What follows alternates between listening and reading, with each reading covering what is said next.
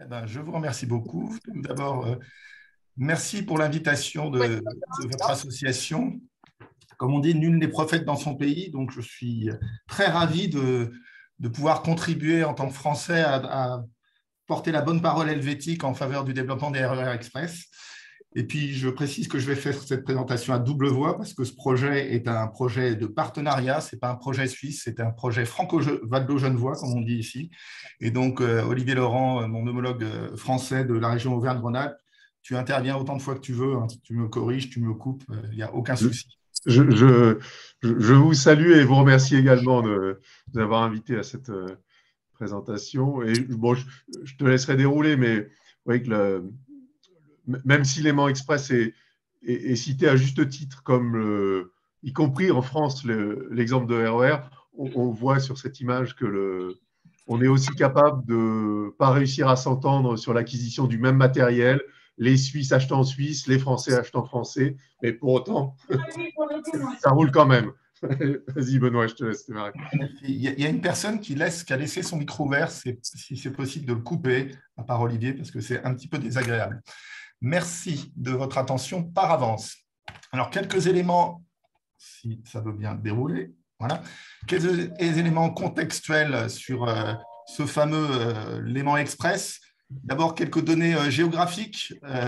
La région Auvergne-Rhône-Alpes et la Suisse, c'est à peu près deux poids comparables, plus Rhône-Alpes qu'Auvergne-Rhône-Alpes.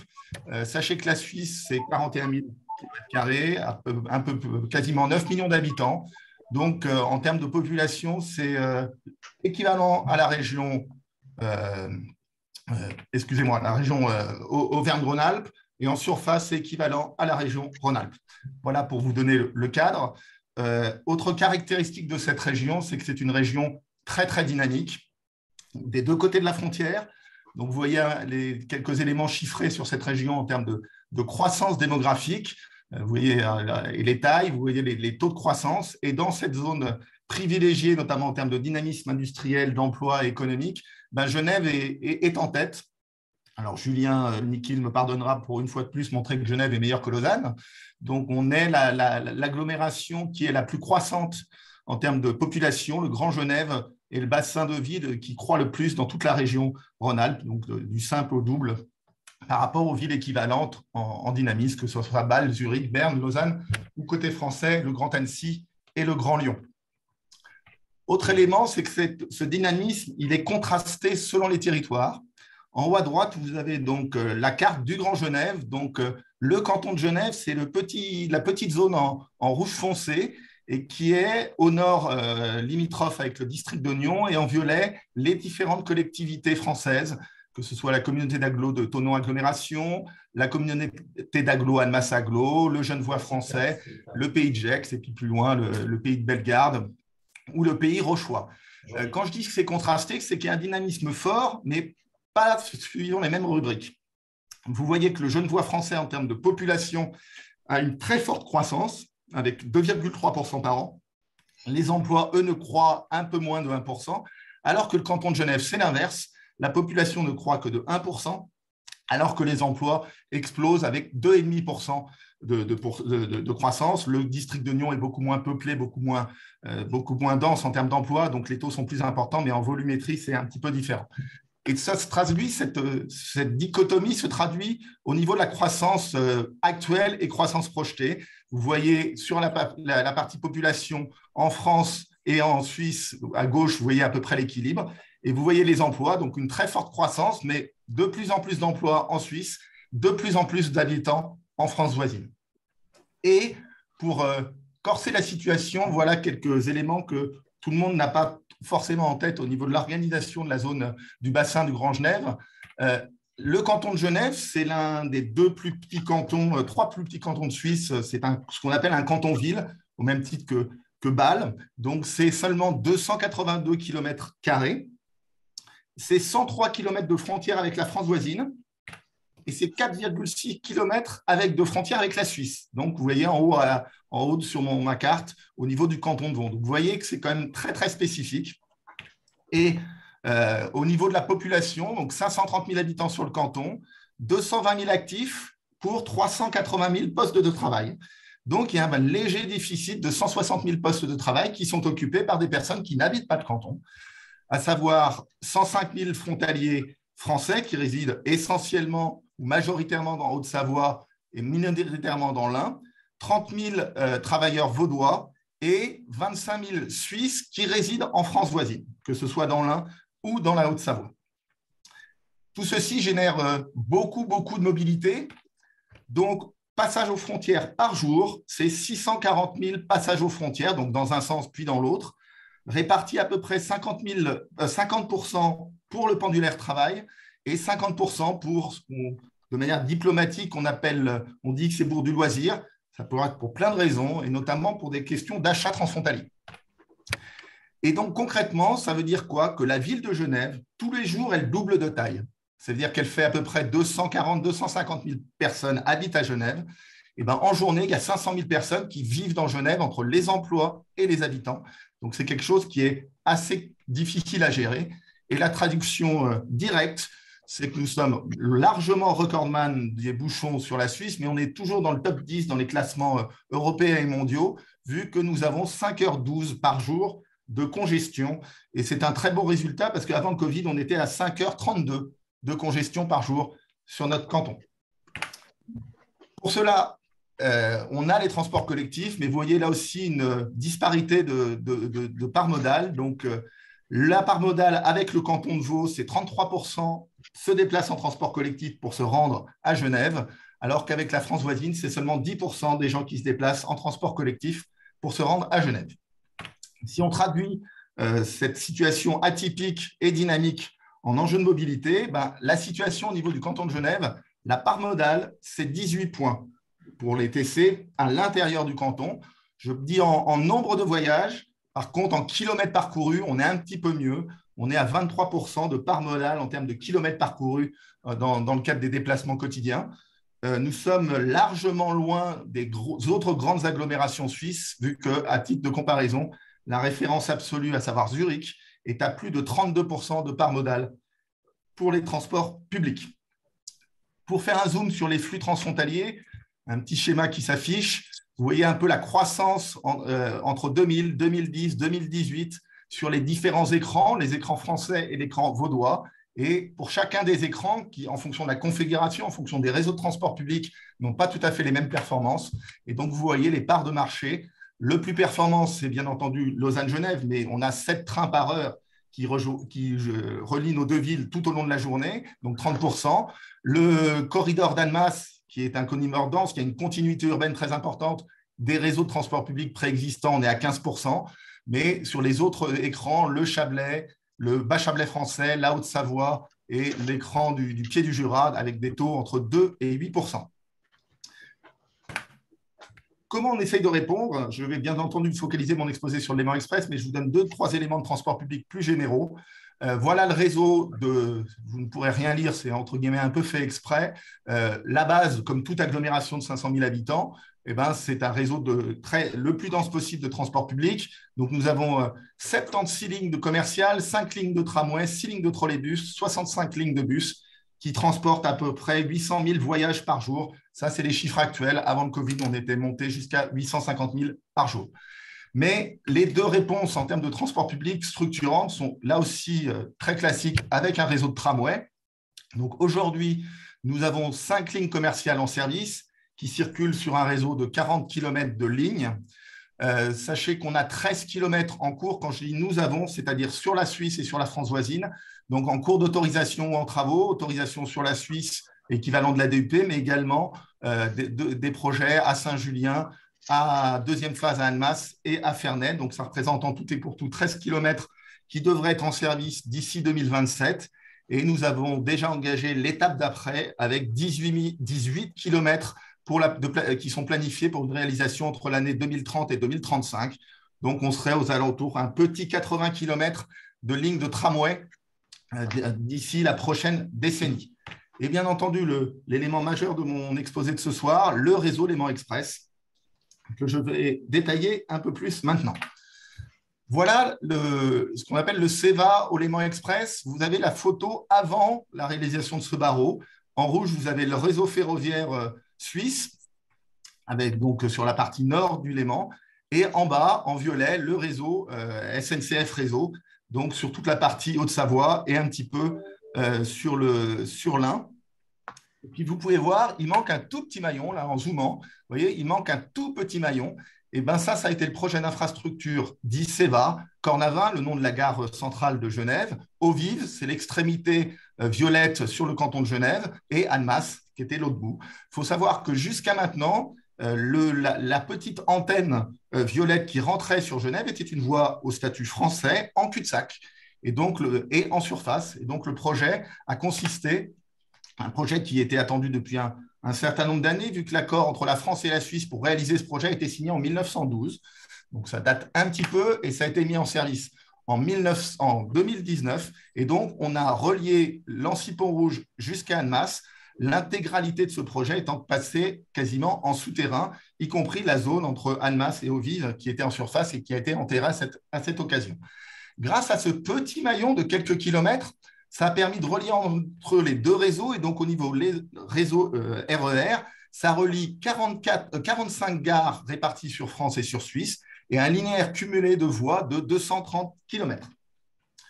Le CEVA a été d'abord un chantier, donc comme je dis, un petit morceau, c'est 16 km de tunnels et de tranchées couvertes, 2 nouveaux franchissements sur le Rhône et sur l'Arve, 5 nouvelles gares totalement nouvelles, totalement créées sur Genève, un nouveau pôle d'échange multimodal à Annemasse, 20 haltes et gares modernisées des deux côtés de la frontière, un nouveau technicentre pour entretenir le matériel roulant à Annemasse.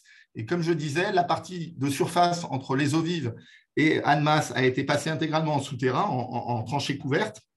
Et donc, sur la tranchée couverte, à la place, on a réalisé 5 km de voies vertes. Tout cela, ça a été 7 années de travaux et une dépense globale de 1,6 milliard de francs sur la partie genevoise et 320 millions d'euros sur la partie française. Et bon, vous avez quelques images en dessous, que ce soit à Thonon, le technicentre à Annemasse, la gare des Eaux-Vives, le pont sur l'Avre, etc. Tout cet investissement, tous ces travaux, tous ces efforts ont permis donc de mettre en service en décembre 2019 le fameux Léman Express. Donc, vous voyez le thermomètre de ce Léman Express. Donc, c'est une offre qui est co-commanditée par plusieurs partenaires, par plusieurs autorités organisatrices. Tout d'abord, sur la partie suisse, 2 collectivités équivalentes d'autorités organisatrices françaises, à savoir le canton de Genève et le canton de Vaud, vu que vous avez un petit trait entre My et Pont-Séart à gauche, chaque canton paye pour son territoire. Et sachez qu'en Suisse, la Confédération contribue au déficit de fonctionnement des RER métropolitains.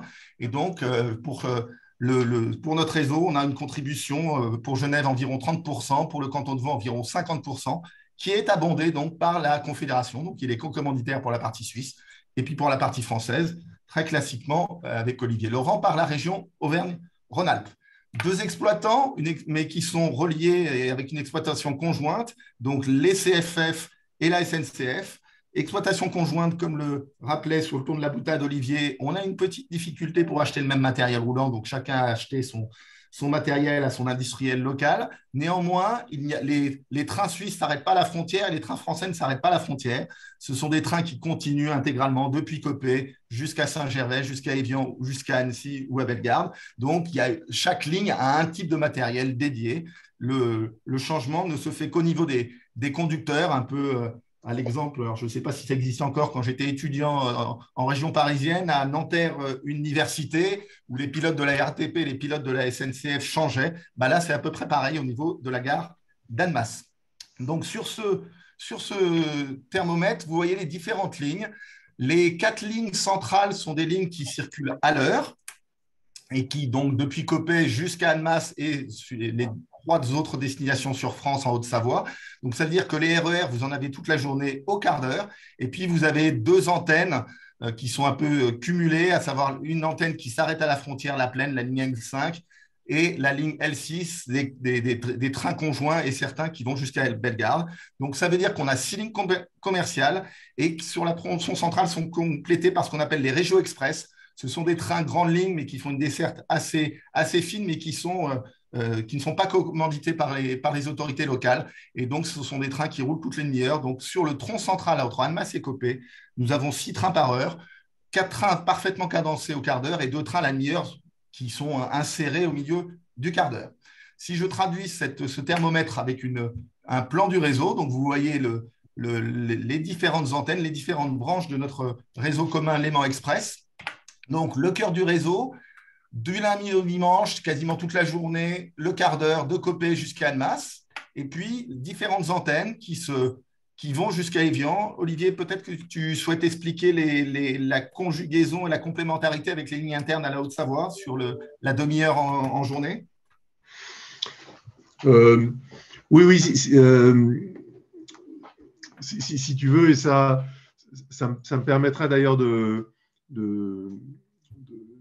réagir sur le niveau d'offre. Alors, tu peux peut-être décliner les différentes pastilles, pardon, mais effectivement, on a eu un véritable choc d'offres sur le tronçon entre Annemasse et la Suisse, puisque en fait, à partir de rien, on a eu la possibilité de mettre les réseaux en relation. Donc là, on a effectivement une offre très importante. Sur les branches qui alimentent ce réseau jusqu'à Annemasse, on est sur un standard à la demi-heure, soit proprement cadencé, soit au contraire pas complètement cadencé, parce qu'on a encore des travaux et des aménagements à faire, notamment sur la branche de la vallée de l'Arve. Et voilà, on est sur un cœur à très haute fréquence, et on est plutôt sur les 3 branches qui descendent en Haute-Savoie vers Annecy, Saint-Gervais et Évian, plutôt sur un standard à la demi-heure. Et on est resté sur Genève-Bellegarde, un peu en retrait, avec plutôt une circulation toutes les heures. Mais voilà, et ayez bien ça en tête, je verrai si on élargit la discussion, mais on est dans un contexte de RER avec une offre en pointe sur les branches plutôt à la demi-heure, et effectivement des relations complémentaires qui sont spécifiques à la Haute-Savoie, mais qui servent l'ensemble du dispositif, des relations par exemple entre, vous voyez en bas du plan, entre Annecy et Saint-Gervais, qui permettent de compléter l'offre qui est purement transfrontalière. Alors là, c'est la colonne vertébrale, mais c'est un projet global qui s'est accompagné de beaucoup de mesures d'accompagnement. Excusez-moi de radoter. Olivier, tu compléteras également pour la partie française. Donc, ce n'est pas simplement une offre de transport public, mais ça a été accompagné par de nombreuses mesures.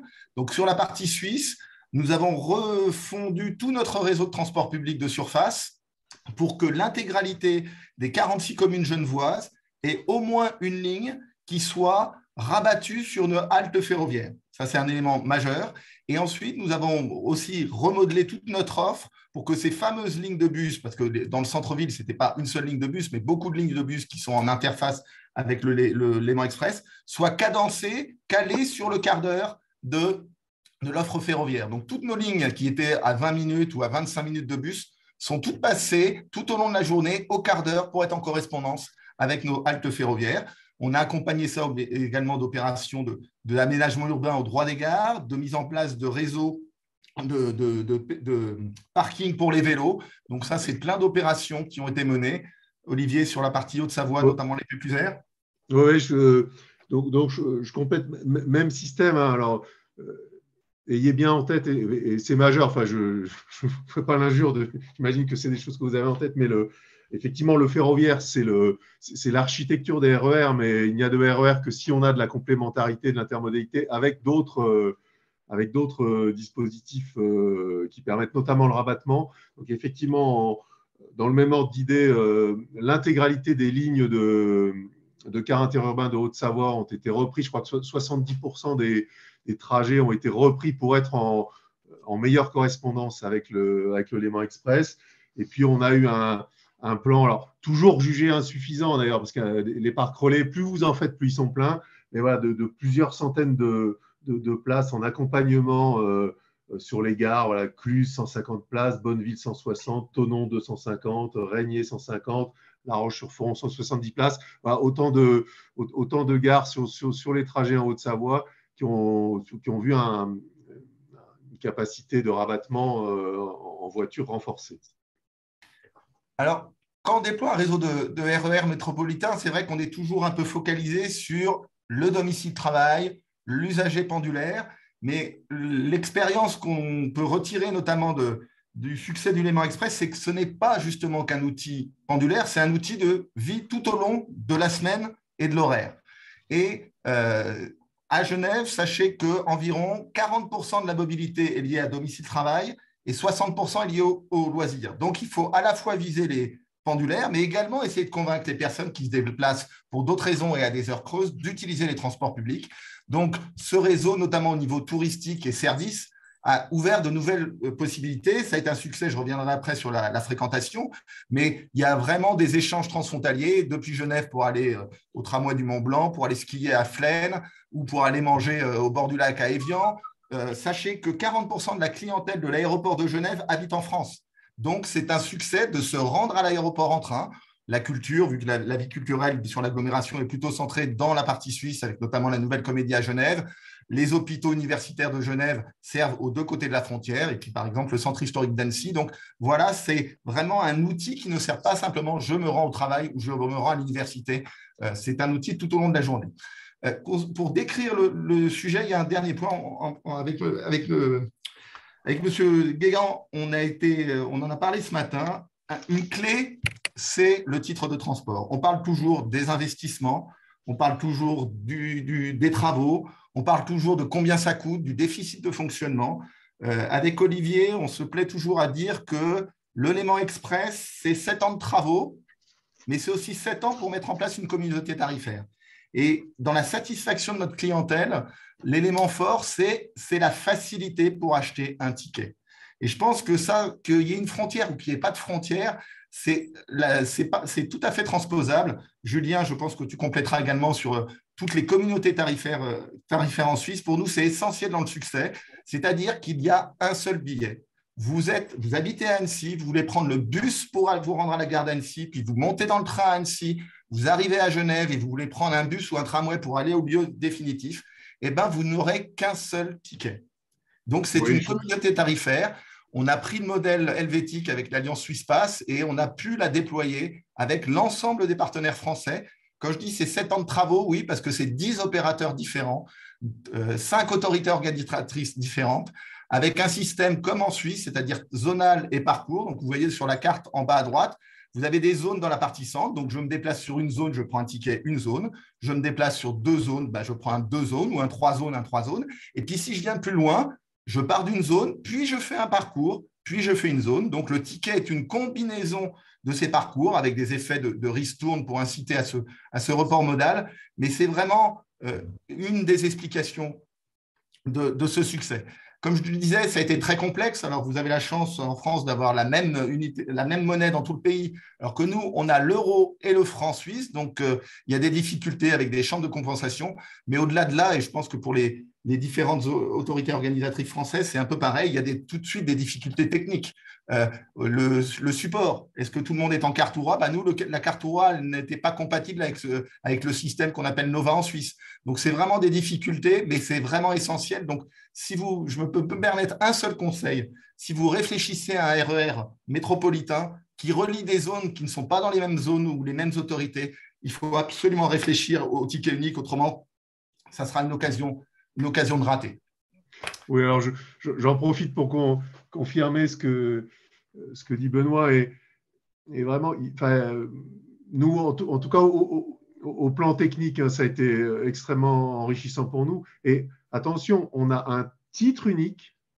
Ça ne veut pas dire qu'on a un tarif unique. Je crois qu'on doit pouvoir vendre 30 000 tarifs différents dans le cadre du Léman Pass. Mais effectivement, pour l'usager, c'est simple, c'est facile. Quand il change de mode, il a toujours le même ticket. En revanche, derrière, particulièrement sur le Léman Express, du fait du caractère transfrontalier, on a une très grande complexité de combinaisons tarifaires. Comme l'a dit Benoît, quand on achète on peut acheter des zones-zones. Quand on est un peu plus loin, on paye encore le TER en kilométrique. Voilà.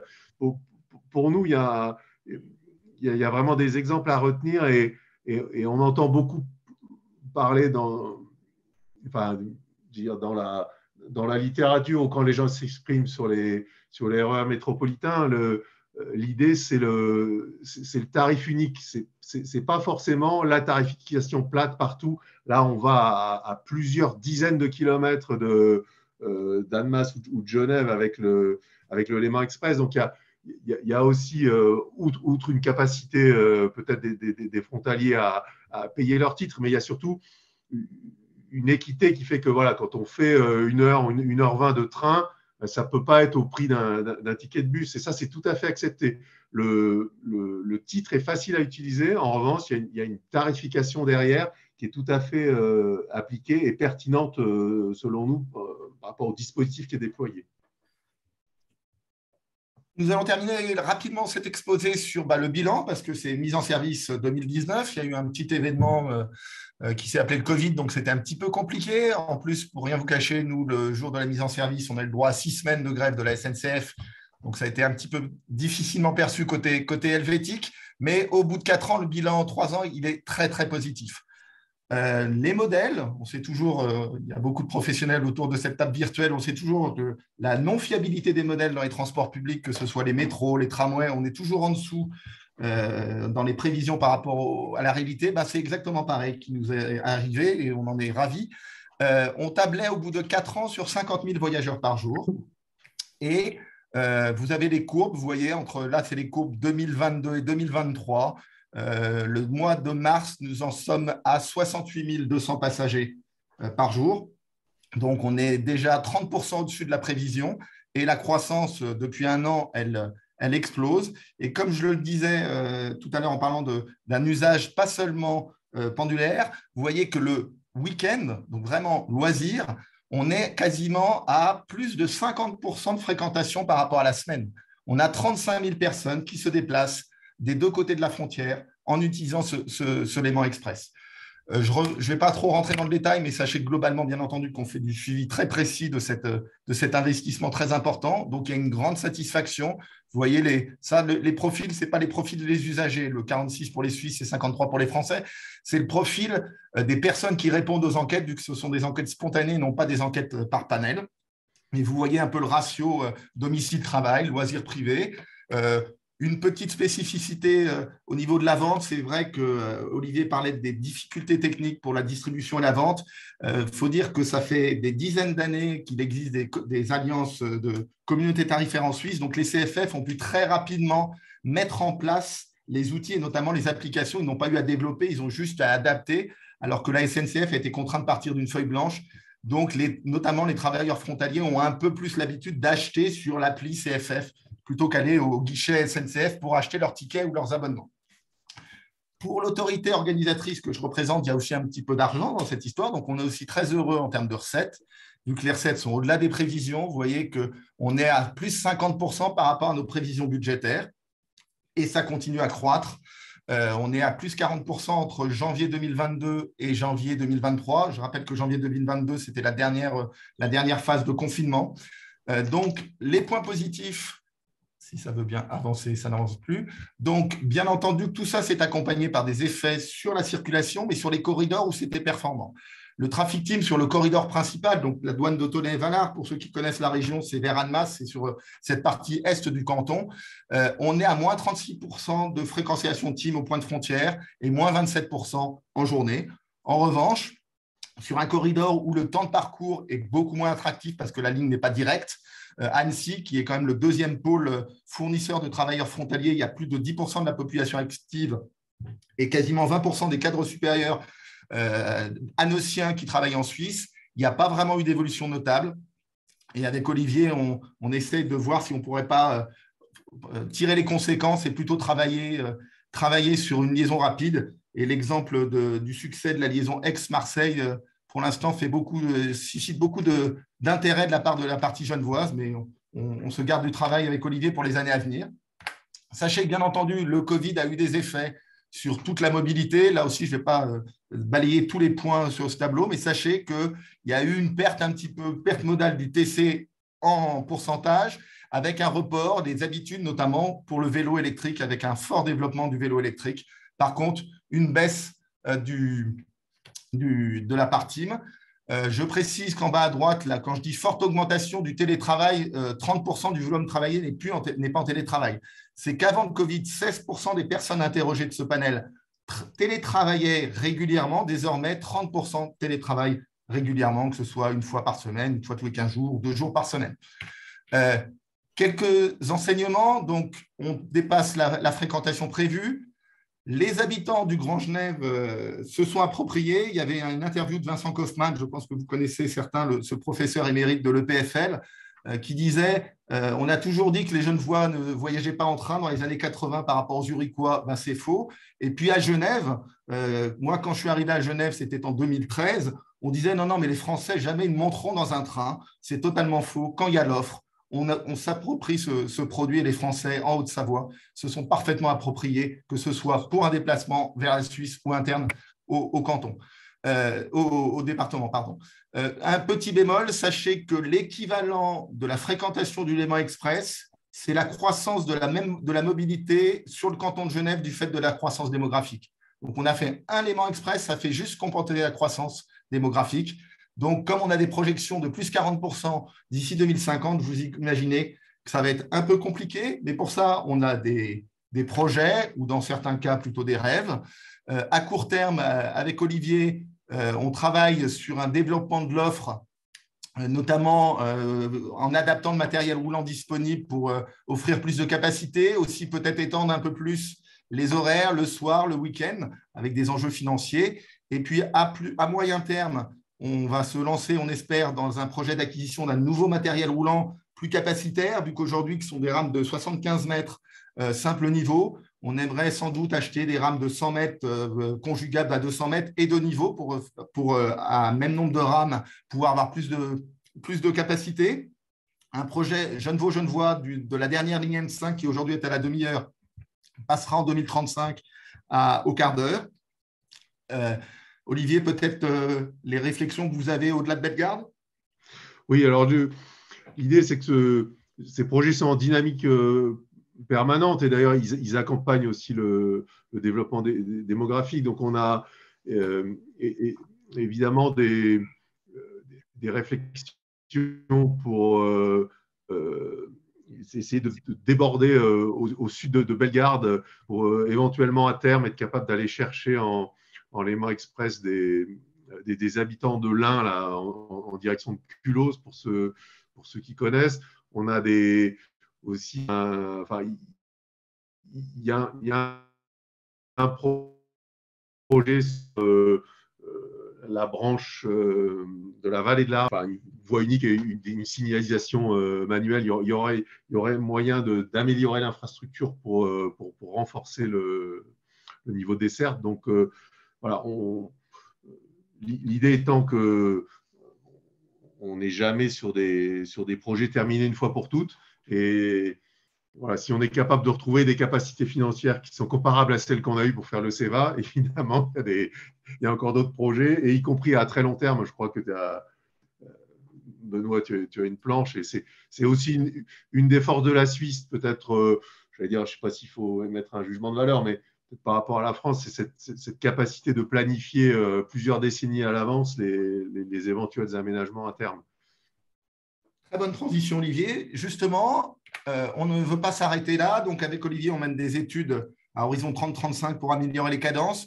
Et puis, nous, on se projette à plus long terme pour nos successeurs.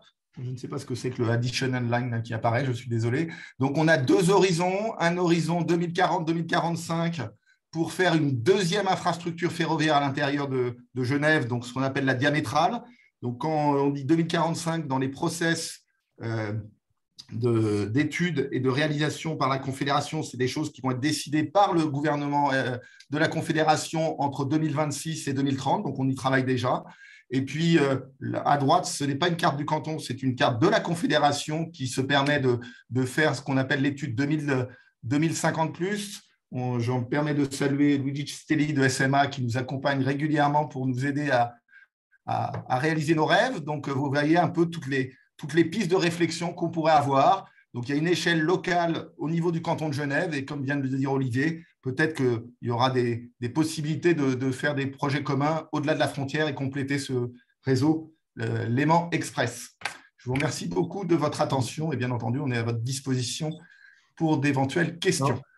Oui, du coup, je me permets de compléter, Benoît, sur ta synthèse, peut-être avant la prospective, et puis je vois qu'il y a au moins une question dans le chat. Il faut aussi retenir qu'on a. Alors, moi, je ne vais pas sortir de mon rôle, mais c'est vrai qu'il y a une constance politique dans la volonté de faire aboutir le projet. Et ça n'a pas été facile tous les jours, mais on a tout le temps eu, moi je suis arrivé sur le projet en 2014, une gouvernance transfrontalière, technique, politique, qui perdure, qui a eu des phases évidemment un peu plus intenses dans la préparation et juste avant la mise en œuvre. Mais sur le sujet notamment du partage des recettes et des sujets de tarification, on continue à avoir entre collègues, entre autorités organisatrices françaises, il n'y a pas que la région, il y a Annemasse, Annecy, d'autres collectivités et nos collègues suisses. On est à plusieurs réunions d'échange par mois pour voilà, continuer à faire vivre l'outil, l'enrichir et vérifier qu'on va collectivement dans le bon sens. Alors, voilà, c'est sans doute un peu tarte à la crème de dire ça, mais voilà, derrière le succès du projet, il y a aussi une gouvernance transfrontalière qui a fonctionné. Eh bien, merci. Oui, il y a pas mal de questions, il y a des mains qui se sont levées aussi. Je pense que ce qui serait intéressant, il y a plusieurs personnes qui ont réagi au moment où il y a eu les chiffres qui sont passés sur notamment la satisfaction et les diapositives à ce moment-là. Si Monsieur Pavageau, vous pouviez revenir sur ces… voilà, je crois que c'était à ce moment-là où ça a été… ça a réagi. Alors, la question qui est posée, c'est est-ce que ces documents sont des documents internes? Est-ce que les gens peuvent les avoir? Donc, ça, c'est une première question. Si Olivier en est d'accord, parce que toutes les décisions sont collectives, je pense qu'on peut diffuser un exemple de tableau de monitoring trimestriel avec ces différents chiffres, si tu en es d'accord, Olivier. Aucun souci, bien sûr. Bon, ben, on verra ça ensemble. Après, j'avais des questions par rapport, des questions plus techniques de Laurent Fortune. Donc, il y avait, ben, justement, vous en avez parlé sur la fin, la question clé par rapport aux expériences parisiennes et strasbourgeoises. C'est donc la régularité du service et l'impact de la diamétralisation sur la régularité et les trafics. Et Laurent Fortune posait aussi la question de savoir si l'exploitation au quart d'heure est bien en ligne unique au nord de Cornavin. Alors, alors oui, si je vais revenir sur le réseau, comme ça sera peut-être un peu plus parlant. Vous voyez sur cette carte, entre Genève et Cornavin et Coppet, entre Genève, Cornavin et Coppet, nous avons 3 voies ferroviaires, 2 qui sont dédiées au trafic grande ligne, donc les 7 trains que j'évoquais tout à l'heure, donc qui sont dédiés à cette offre grande ligne, et une voie qui est dédiée en voie unique au trafic uniquement Léman Express, donc les 4 trains qui circulent au quart d'heure avec des voies d'entrecroisement à chaque arrêt. Donc c'est pour ça que techniquement, on peut tourner au quart d'heure dans les 2 sens avec une voie dédiée. En revanche, sur toute la partie sud, entre Genève-Cornavin et Annemasse, jusqu'à la gare d'Annemasse, là, c'est 2 voies complètes qui sont dédiées au RER. Après, sur la partie française, Olivier, je me permets de répondre, c'est une voie unique sur les différents tronçons. D'accord. Et sur la partie gauche vers Bellegarde, on a également des tronçons jusqu'à la sortie de l'agglomération de Genève. On a une sortie à 3 voies parce qu'il y a le trafic marchandises qui vient de la vallée du Rhône et puis vers Marseille, vers les ports de Marseille. Nous avons les trafics TGV Lyria, Lausanne, Genève, Paris. Donc, on a un tronçon à 3 voies sur la sortie. Et une fois qu'on a passé, vous voyez sur la carte Vernier, là où il y a l'aéroport, là, on passe à 2 voies classiques, ligne Genève-Lyon. Voilà, donc il y avait une question aussi très, très intéressante, hein, ça fait partie des piliers de la problématique, c'était sur la gouvernance de la part de Lionel Barin, qui disait, pouvez-vous évoquer le sujet de la gouvernance opérationnelle pour mettre en œuvre le projet sur 7 ans? Et bien sûr, dans ce genre de projet, c'est la légitimité, la constance de la gouvernance dans le sens qui sont des facteurs clés sur l'aboutissement, au-delà des contingences électorales, par exemple. Alors, sur la gouvernance, est-ce que vous Alors, les pouvez questions de Lionel sont toujours très pertinentes. Sur la question électorale, je vais dropper en touche en disant par chance, les élections, c'est jamais en même temps en Suisse et en France. Donc, si on attendait chacun et fini une campagne, on n'avancerait pas. Donc, ça, on n'a pas trop. Heureusement, il y a une continuité, comme l'a dit fort justement Olivier. Il y a toujours une continuité de volonté, de volontarisme des deux côtés de la frontière et de tous les partis locaux en faveur, quasiment tous, en faveur de ce développement ferroviaire. Autrement, la gouvernance, en fait, il y avait deux structures. Il y avait une structure très opérationnelle chantier, donc il y avait un maître d'ouvrage, je parle pour la partie suisse, hein, bien entendu, il y avait un maître d'ouvrage, l'équivalent, entre guillemets, de SNCF Réseau, qui s'appelle CFF Infrastructure, avait le mandat de maîtrise d'ouvrage pour réaliser la totalité de cette infrastructure, avec un comité de pilotage, un comité directeur et des groupes techniques, comité de pilotage regroupant les financeurs, donc la Confédération, le canton de Genève et donc le maître d'ouvrage. Donc ça, c'est pour la partie travaux.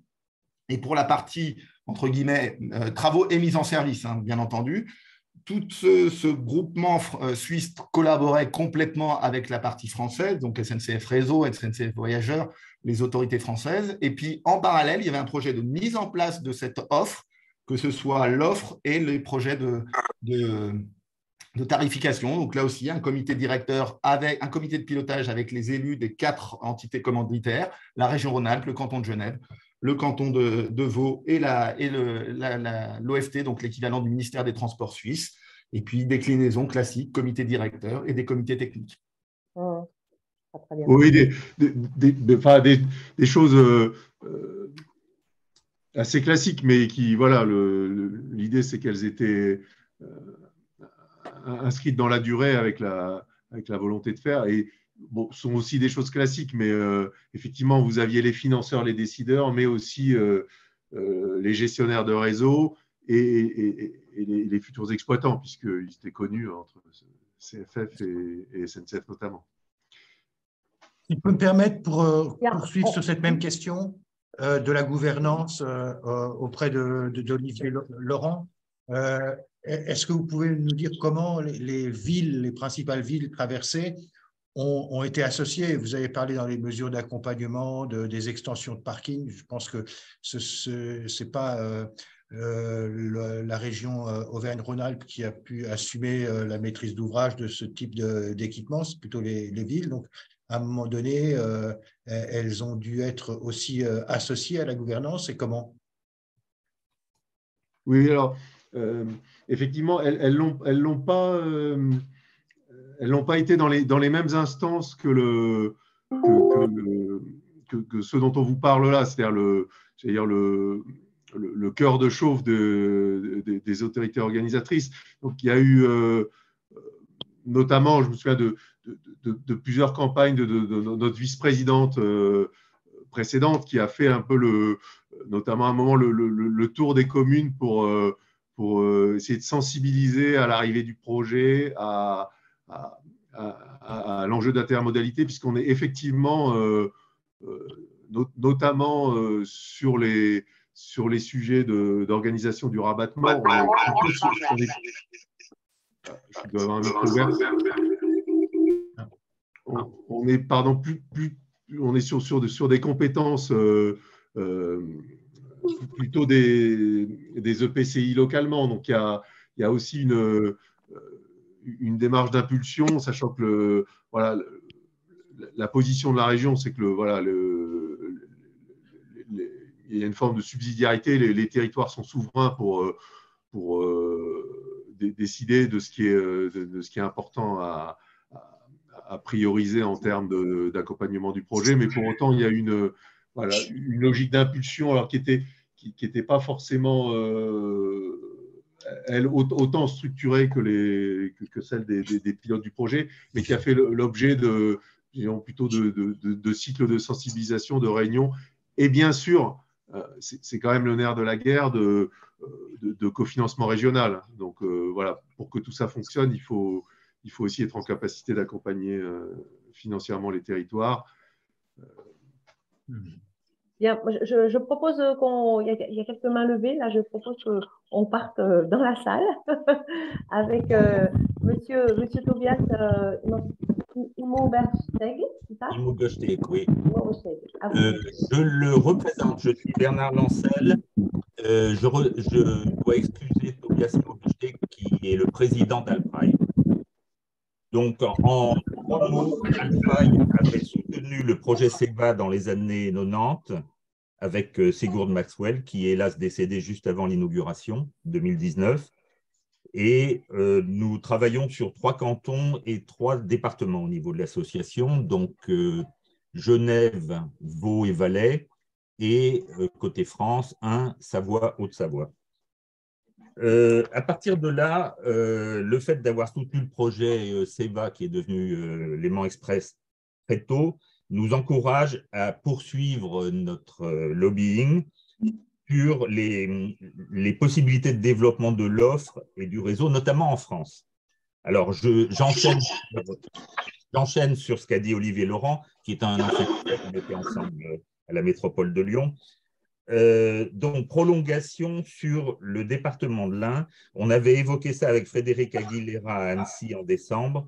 Il y a 2 prolongations prévues, une vers Nurieux au Bugey et l'autre vers Culose, effectivement, Bugey et Haute-Savoie. Il y a la problématique du pays de Gex, où il y a plus de 100 000 habitants et une démographie galopante et pas de réseau transport public très flagrant, disons. Ensuite, il y a le barreau Val-Seuron-Annemasse. Je liste.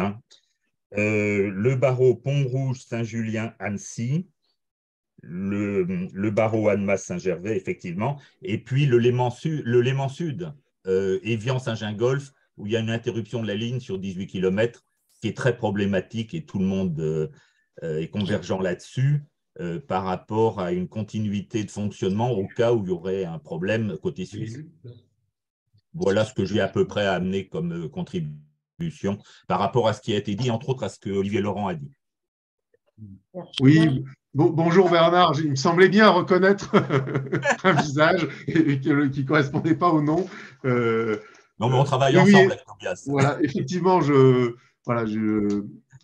n'ai pas fait l'exhaustivité des projets potentiellement en magasin, mais tout ce que Bernard, tout ce que tu as dit, effectivement, comment dire, dans les cartons et en tout cas a une légitimité territoriale. Voilà. Merci beaucoup pour cette contribution. Monsieur Benoît Durand, qui avait levé la main assez tôt. Bonjour. Donc, je suis secrétaire de l'association qui défend de Toulouse. Et, moi, j'ai toujours défendu le modèle de Lausanne. Donc, je salue Julien Niki pour Toulouse. Et je pense que c'est un bon modèle pour la France parce que pour des villes très centrales et qui aspirent ce qu'il y a autour.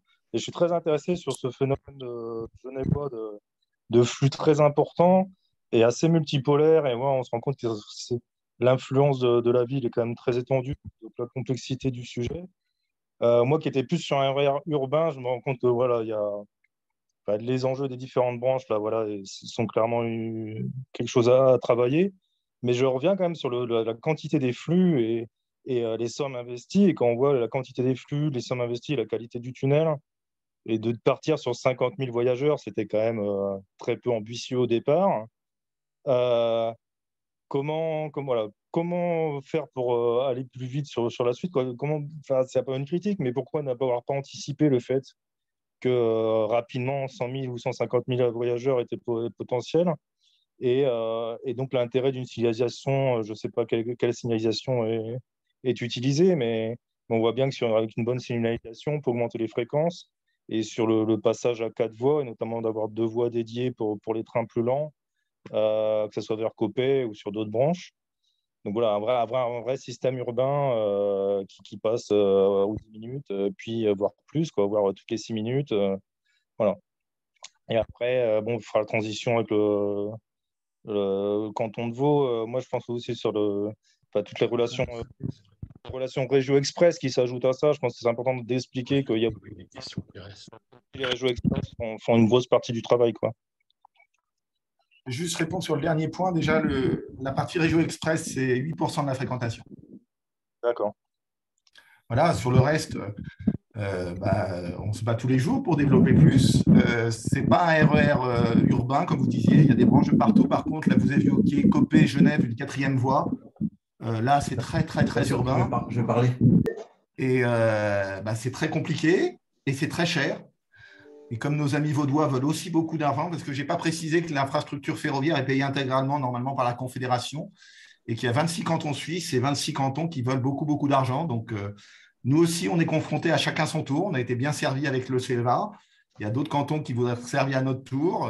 On a des projets. La carte que je peux vous montrer, si je vous remonte cette carte-là, je reviens là-dessus. Juste un ordre de grandeur. Voilà. À gauche, c'est 6 milliards de francs d'investissement. Justement, avant de penser à un deuxième tunnel, est-ce que des options sur la signalisation, la longueur des quais, une meilleure coordination, répartition des rôles avec des terminus peut-être un peu plus nombreux, entre Régio Express, certaines lignes plus urbaines, certaines plus longues? Alors, sur le Régio Express, il y aura des évolutions dès l'automne prochain, par exemple, avec une politique d'arrêt différente. Oui. Donc, ça, c'est prévu. Ensuite, oui, on peut se dire aussi acheter du matériel en plus. La prévision, ce n'était pas moi qui l'ai faite, donc c'est un peu facile comme réponse. Mais peut-être que nos prédécesseurs étaient un petit peu prudents, mais ça aurait été dans l'autre sens, ça aurait été plus compliqué. Acheter du matériel roulant, ce n'est pas aussi rapide qu'acheter un bus. Olivier pourra parler des problématiques de centre de maintenance. À Genève, nous avons le centre de maintenance des grandes lignes. On est dans un canton urbain, donc créer des nouveaux dépôts, ça prend aussi du temps. Donc, c'est un peu ce que j'ai essayé d'expliquer avec ces différents horizons. Donc, on est confronté, on est ravis d'être confronté à des problèmes, mais on est confronté à des problèmes, en effet. Oui, je confirme. Alors, vous allez me dire, on ne peut pas systématiquement répondre par des sujets de capacité financière, mais voilà, Benoît a présenté, il a parlé, je crois, de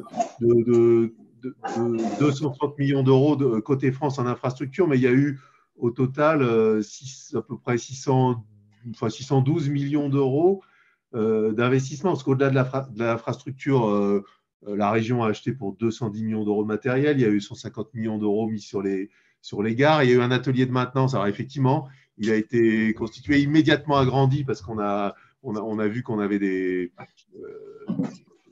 problèmes de capacité. Mais voilà, effectivement, ce sont des problèmes de riches. C'est-à-dire qu'on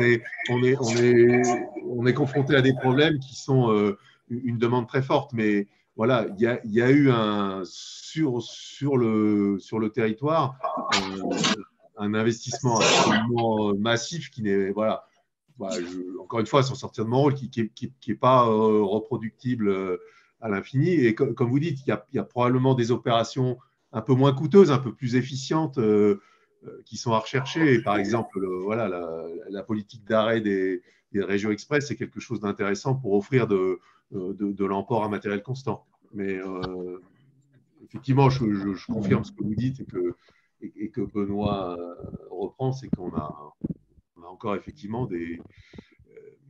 des soucis pour satisfaire la demande. Bien, je vais demander au prochain d'être plus concis dans les questions parce qu'on a encore notre intervenant de Vaud qui a plein de choses à nous raconter aussi. Donc, Benoît Lanus? Est-ce qu'on pourrait peut-être grouper les questions parce que maintenant vous nous les mettez par écrit? Donc, les questions les unes à la suite des autres et la réponse globale des orateurs. Allez, Benoît, bonjour. Oui, bonjour. Benoît Lanus, moi je suis le président de Rallye Étoile, qui milite pour un RER toulousain. Et le retour d'expérience qui m'intéresse, alors ce n'est pas sur la technique du train, c'est comment on fait le système, parce qu'on voit par rapport aux endroits aux messages que nous essaie de faire passer à Toulouse, mais qui peuvent se poser aussi ailleurs, c'est pas grand monde arrive à imaginer l'impact d'un train cadencé. Toute la journée, c'est une plus large plage horaire, et on voit quand même que même sur les lignes qui sont cadencées à l'heure, là, à Périgny, moi je connais bien parce que ma belle famille est à Saint-Julien-Genevois, donc je connais un petit peu le projet, le secteur. Finalement, il y a plus de monde que prévu, c'est une première chose. Et se pose là, et vous l'avez un peu évoqué tout à l'heure, sur comment on arrive à rabattre la gare. Alors là, on arrive encore moins à se projeter et c'est encore plus difficile c'est pas facile pour des spécialistes, mais c'est encore plus difficile pour des élus locaux. Et nous, on le voit à Toulouse, où on milite pour une première phase du RER sur la base de trains cadencés à la demi-heure de 5h à minuit. Tous les élus sont intéressés. Par contre, tout le monde a peur de l'afflux de voitures. Et donc, par rapport au retour d'expérience que vous avez en Suisse et en France, ce qui m'intéresse, c'est finalement, est-ce qu'il faut vraiment créer des places de parking ou est-ce qu'il faut ne pas en créer pour vraiment insister, mettre le paquet sur les bus cadencés, coordonnés, le vélo, la marche, pour faire système. Autrement, en fait, on n'y arrive pas. Voilà. Merci. Je vais répondre pour la partie suisse. Je laisserai Olivier répondre à la délicate question sur la partie urbanisme moins dense côté français. Nous, c'est beaucoup plus simple parce qu'on est sur des zones très denses. Donc, justement, à l'occasion de ce projet, on a supprimé les P+R. Tout simplement, les paires Crollet, on les a supprimés pour inciter les gens à venir soit en transport public, soit en vélo. Donc, c'est plutôt ça. C'est accompagné de suppression de P+R existants. Mais parce que la configuration urbaine et la densité urbaine le permet. Il n'y a pas d'étalement urbain dans le centre de Genève. Pour ceux qui ne connaissent pas, le centre de Genève, c'est aussi dense que le centre de Paris, en termes de population. Oui, et donc, évidemment que la problématique n'est pas la même en moyenne vallée de l'Arve. Enfin, il y a des secteurs où vous n'avez absolument pas la même densité. Encore une fois, là, en tout cas, l'idée qui est portée par l'exécutif de la région Auvergne-Rhône-Alpes, c'est de ne pas opposer les modes. S'il faut accueillir des gens en voiture et leur donner une capacité de rabattement, c'est toujours mieux que de leur laisser faire l'intégralité du trajet en automobile. Mais voilà, l'idée, c'est de démultiplier, mais en secteur moins dense, effectivement, vous n'avez pas les mêmes capacités. J'ai vu dans le chat, côté suisse, on développe le rabattement en car, et côté France, on fait des parcs relais. Alors, ce n'est pas ce que j'ai dit, puisque je vous dis que notamment les trajets des cars interurbains avaient été adaptés, mais on n'est pas du tout sur les mêmes fréquences. On a des obligations de desservir autre chose que la gare avec les réseaux interurbains. Donc, effectivement, la problématique est complexe et je pense qu'il faut une réponse adaptée, notamment aux densités des territoires.